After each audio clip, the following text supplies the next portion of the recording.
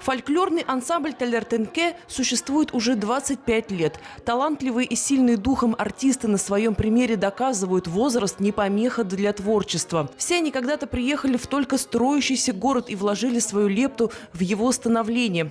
Руководитель ансамбля «Флёр» Гайни Мухамедов приехал сюда в 1969 году. Поступил в музыкальное училище, работал на БСИ, выступал в татарском театре. И когда в 1969-м приехал, уже вот до Джалиля было построено уже и музыкальное училище, там одиноко стояло в поле. Потом стали строить дом техники рядом. И вот так разрослась Нижнекамск.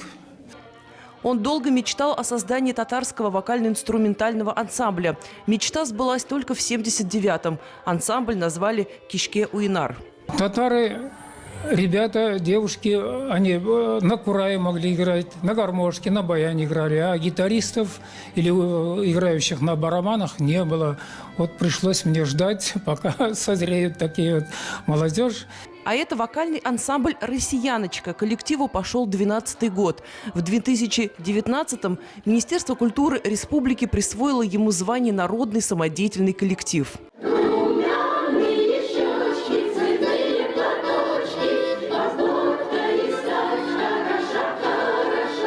Людмила Москвичева тоже приехала сюда в 1969 году из Кировской области и поступила в музыкальное училище. Березки были маленькие.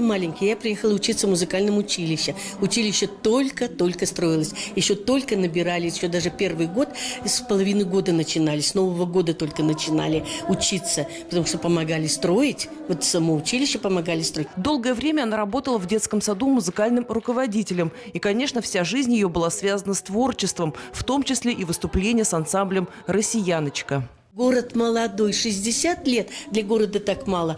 А мы гордимся, что мы его строили, что мы здесь, что мы сейчас участвуем вот в этом. Хоть нам уже и много лет, но мы все равно участвуем вот в этом процессе. Мы везде, на всех площадках прославляем наш город.